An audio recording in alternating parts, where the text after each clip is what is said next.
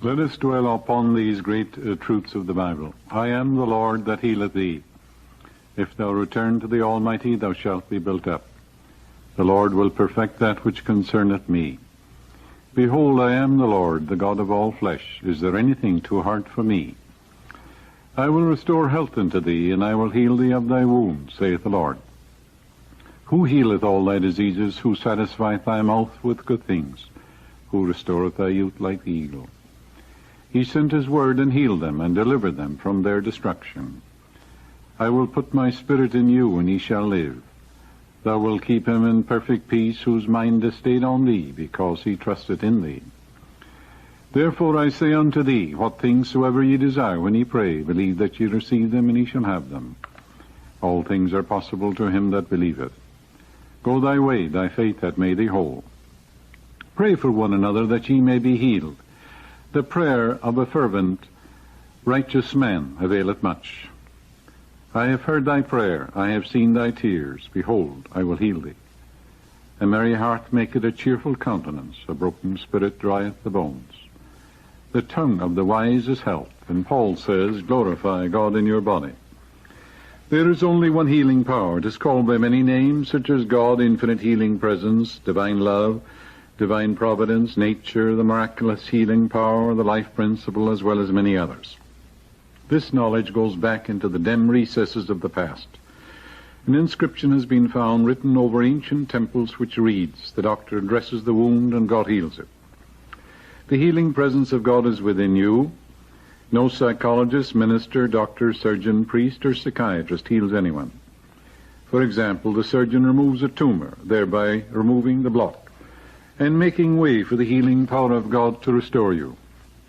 The psychologist or psychiatrist endeavors to remove the mental block and encourages the patient to adopt a new mental attitude which tends to release the healing presence, flowing through the patient as harmony, health, and peace.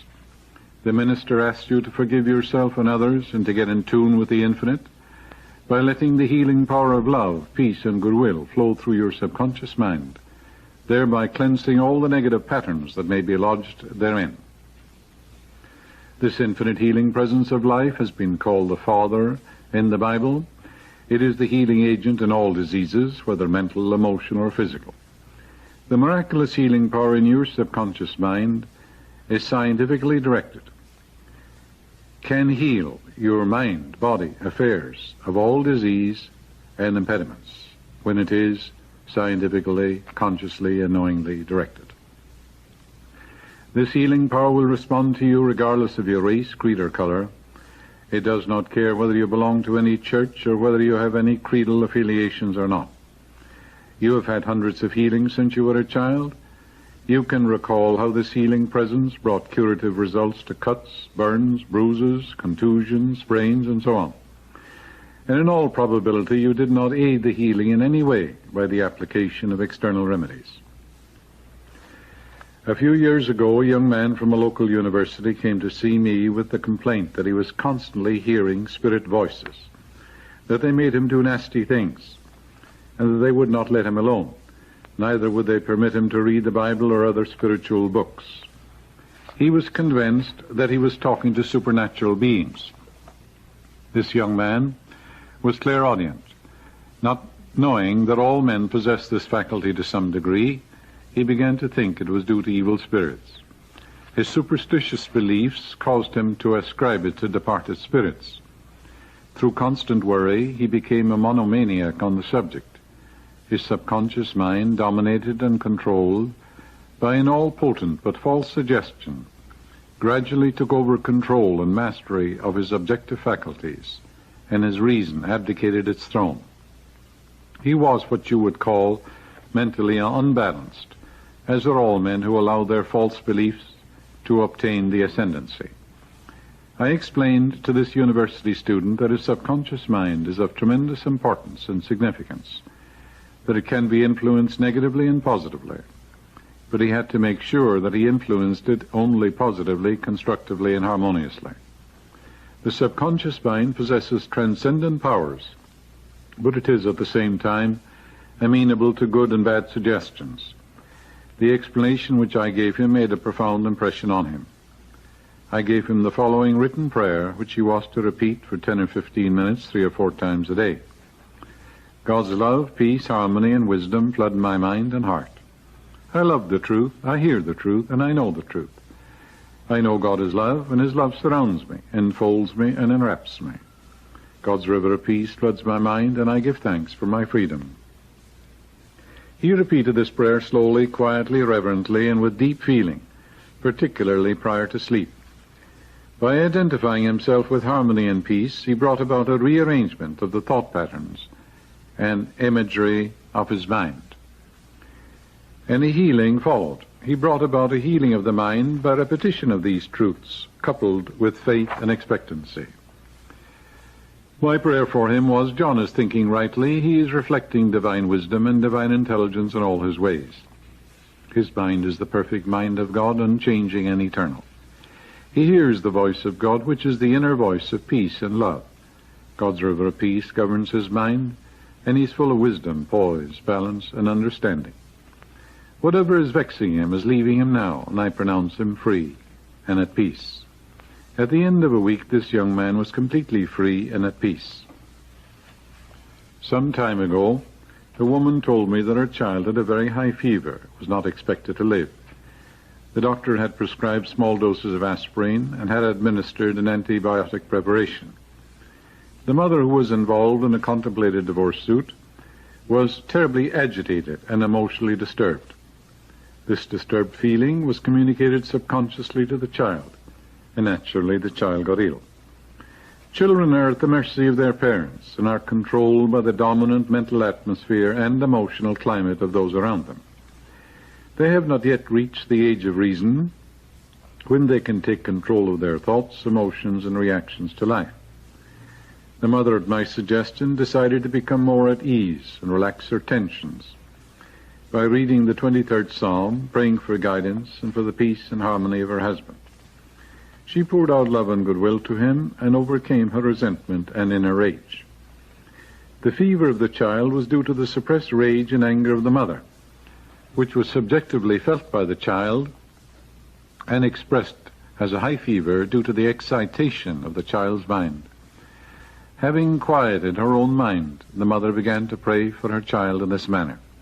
Spirit, which is God, is the life of my child. Spirit has no temperature.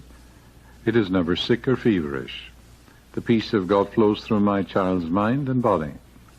The harmony, health, love, and perfection of God are made manifest in every atom of my child's body. She is relaxed and at ease, poised, serene, and calm. I am now stirring up the gift of God within her, and all is well. She repeated the above prayer every hour for several hours. Shortly thereafter, she noticed a remarkable change in her child, who awakened and asked for a doll and something to eat. The temperature became normal. What had happened? The fever left the little girl because the mother was no longer feverish or agitated in her mind. Her mood of peace, harmony, and love was instantaneously felt by the child, and a corresponding reaction was produced. We are all natural-born healers, for the simple reason that the healing presence of God is within all men, and all of us can contact it with our thoughts. It responds to all. The healing presence is in the dog, the cat, the tree, and the bird. It is omnipresent. It is in the soil, and it is the life of all things. There are different degrees, whether the latter knows it or not, or whether he ascribes it to divine intercession or not, and a response takes place. But according to the patient's belief, is it done unto him. Remember the story in the Bible where the dead man was commanded, and he said to the dead man, Young man, I say unto thee, arise. And he that was dead sat up and began to speak. That's in the book of Luke.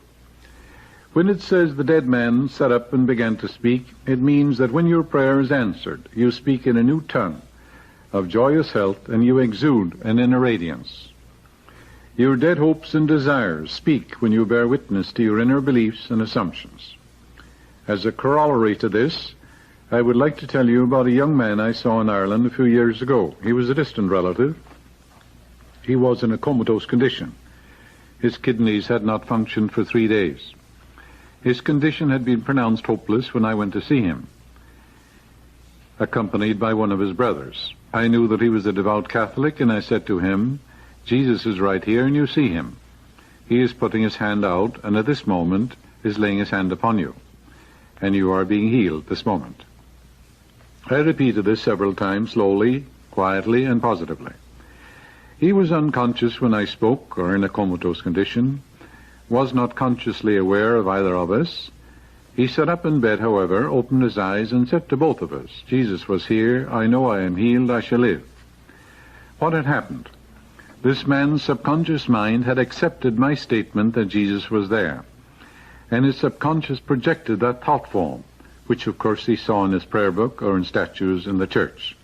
That is, this man's concept of Jesus was portrayed based upon what he saw in statues, paintings, and so on.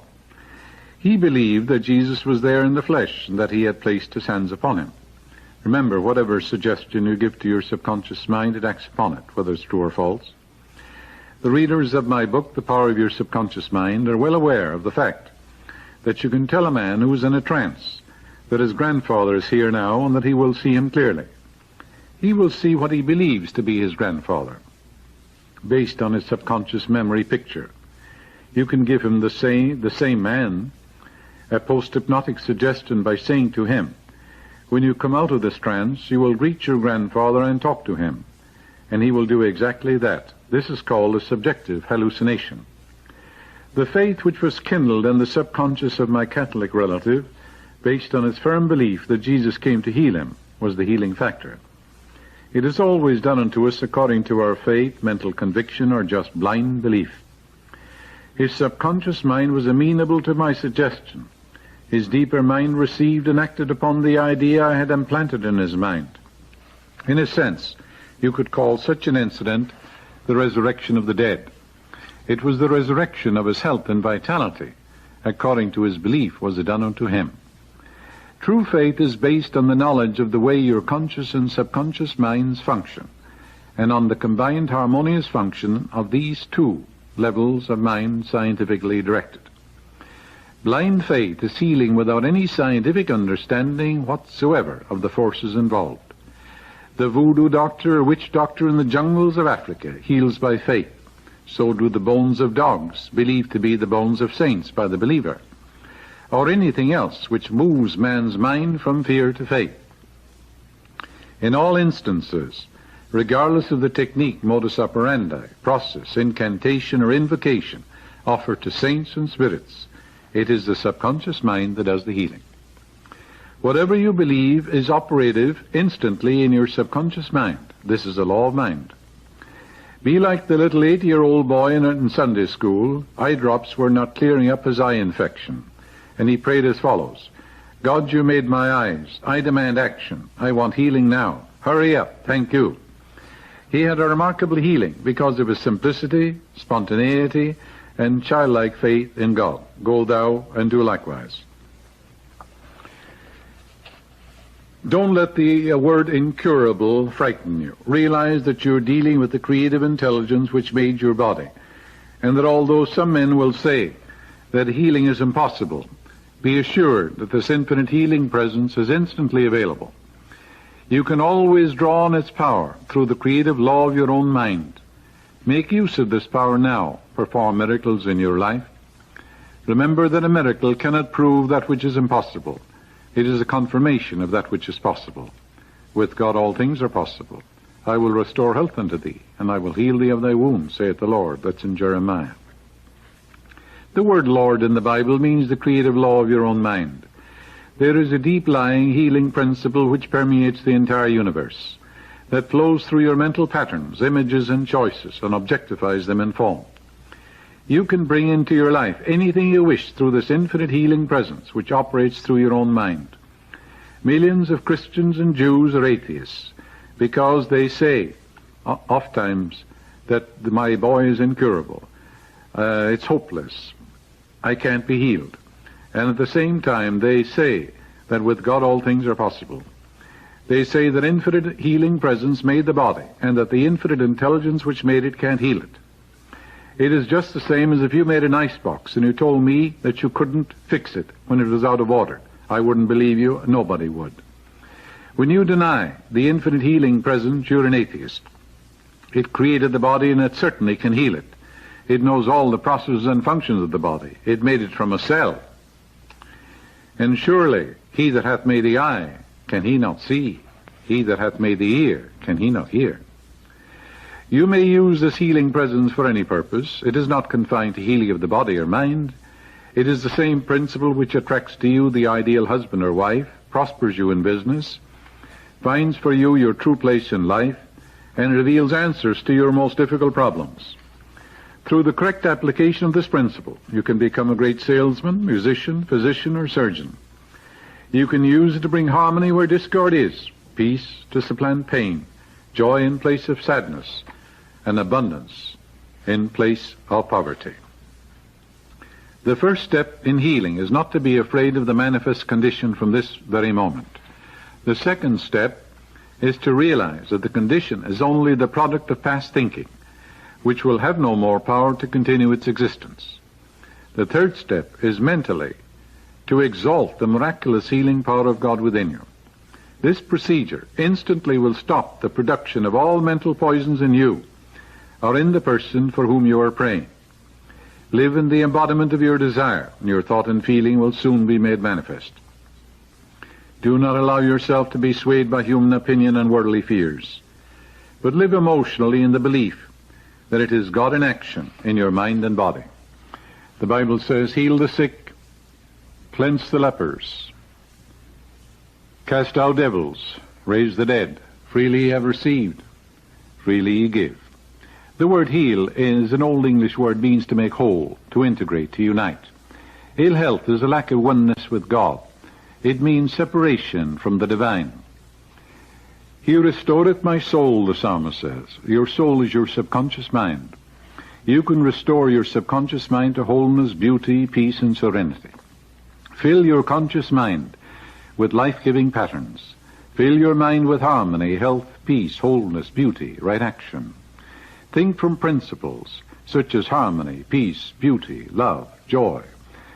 Preach the kingdom of heaven is at hand. You must preach it first to yourself. And the kingdom of intelligence and wisdom and power, the boundless love, the infinite intelligence of God are locked in your subconscious mind. Preach that to yourself. Teach that to your own faculties of mind. Teach your faculties of mind to give up their illusions, false beliefs, ill will, resentment, antagonism. You can't be healed and at the same time resent and hate and be full of self-condemnation. It's impossible.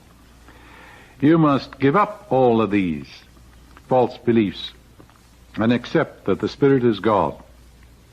Wish for everyone what you wish for yourself, health, happiness, and peace, and all the blessings of life. Forgive yourself for harboring negative thoughts. Forgive everybody. Then you create a vacuum, and the Holy Spirit of God will rush in and heal you. Accept the fact that the Spirit in you is God. It's the only cause. And you do not give power to externals. You do not give power to the atmosphere, the winds, or the waves, or to germs, or to anything. Change your mind, and you change your body. Be transformed by the renewal of your mind. Fill your mind with the truths of God, and you will crowd out of your mind everything unlike God. It's like a pail of dirty water. If you have patience, and you drop by drop of clean water into it, after a while you and I can drink out of that pail of water. We'll have clean water. Likewise, when you fill your mind with the eternal verities, whatsoever things are true, lovely, noble, and godlike, you will expunge and obliterate from your deeper mind everything unlike God, and the healing will take place. Because thousands of cells are dying every second, and as you fill your mind with that which is lovely, noble, and godlike, then the tissues and the nerves and the cells will take on a spiritual overtone. And like spiritual penicillin, you will destroy the bacteria of fear, worry, and anxiety. Persistence and repetition work miracles in your mind. Reiterate the great truths, such as the healing power of God is now flowing through me, healing me and making me whole. The infinite healing presence made me. It knows how to heal. It knows all the processes and functions of my body. And I claim that the Holy Spirit is flowing through me now, animating, sustaining, healing, and restoring my whole being to wholeness, beauty, and perfection. This presence and power is flowing through you now, healing, vitalizing, and restoring your soul, because your soul is your subconscious mind. No matter what the problem is, no matter what the difficulty is, it is a negative pattern, a complex, a poison pattern, lodged in the recesses of your subconscious mind. And the lower is subject to the higher. Therefore, as you spiritualize your thoughts and feed your subconscious with life-giving patterns of wholeness, beauty, and perfection, the subconscious mind has no alternative but to be cleansed, and the healing will follow. It is no use to petition God and beg and beseech that you may be healed. God does not respond to your petition, to your begging or beseeching or supplication. The God presence responds to your belief, to your conviction, to your understanding. According to your belief is it done unto you. Permanent healing follows a real change of mind and heart, a reconditioning of your mind and your heart. Announce the kingdom of heaven to your own mind. Teach your faculties, your disciples, to give up fear, hate, resentment, false beliefs. Teach your faculties not to judge according to appearances, that the external thing is a condition. You don't give power to conditions. You give power to the Spirit within you, and you allow the healing power to flow through you. Your disciples are your disciplined qualities of mind. For example, you must discipline your vision. Where there is no vision, the people perish. If you vision yourself successful, whole, vision the doctor, congratulating you on your perfect health and harmony, you go where your vision is. If you have a poor vision or a poor estimate or blueprint of yourself, you'll be sick and frustrated and neurotic. When you have regularly, systematically, and vigorously reiterated to your mind the kingdom of harmony, health, and peace, and wisdom, and beauty, and boundless love are all within you, lodged in your deeper mind, when you convince yourself that the infinite healing presence which made you is almighty, there's nothing to oppose it or challenge it. It is there waiting to be released. Then your vision will soar, your faith will be kindled, and wonders will happen in your life, and healing will follow. For all things be ready, if the mind be so. Know that there's one presence and one power, and there is none else. Know this, and you will give power to nothing else in the universe. There is no principle of disease. There is nothing to sustain it. It's a product of destructive thinking. Therefore, as you change your thought to conform to universal principles, your body must change. This is a law of mind.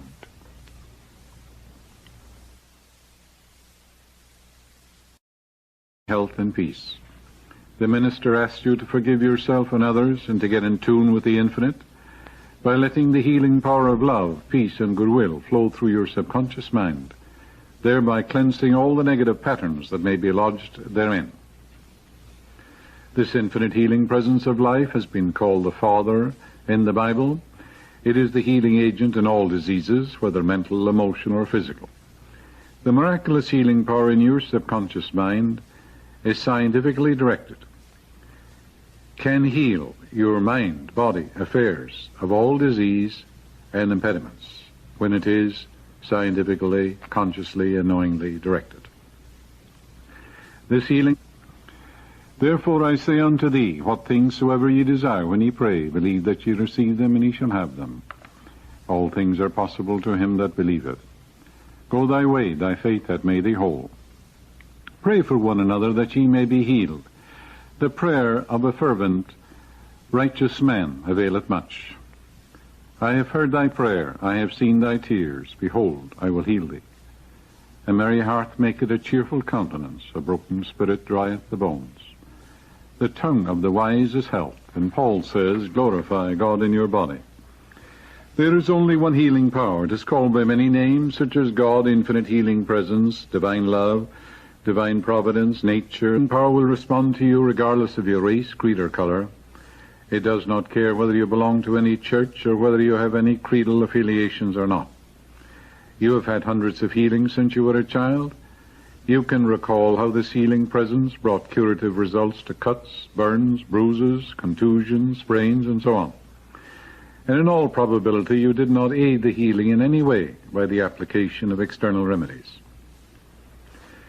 A few years ago, a young man from a local university came to see me with the complaint that he was constantly hearing spirit voices, that they made him do nasty things, and that they would not let him alone. Neither would they permit him to read the Bible or other spiritual books. Let us dwell upon these great truths of the Bible. I am the Lord that healeth thee. If thou return to the Almighty, thou shalt be built up. The Lord will perfect that which concerneth me. Behold, I am the Lord, the God of all flesh. Is there anything too hard for me? I will restore health unto thee, and I will heal thee of thy wounds, saith the Lord. Who healeth all thy diseases? Who satisfieth thy mouth with good things? Who restoreth thy youth like the eagle? He sent his word and healed them, and delivered them from their destruction. I will put my spirit in you, and ye shall live. Thou wilt keep him in perfect peace, whose mind is stayed on thee, because he trusteth in thee. The miraculous healing power, the life principle, as well as many others. This knowledge goes back into the dim recesses of the past. An inscription has been found written over ancient temples which reads, "The doctor dresses the wound and God heals it." The healing presence of God is within you. No psychologist, minister, doctor, surgeon, priest, or psychiatrist heals anyone. For example, the surgeon removes a tumor, thereby removing the block, and making way for the healing power of God to restore you. The psychologist or psychiatrist endeavors to remove the mental block and encourages the patient to adopt a new mental attitude which tends to release the healing presence. Flowing through the patient as harmony.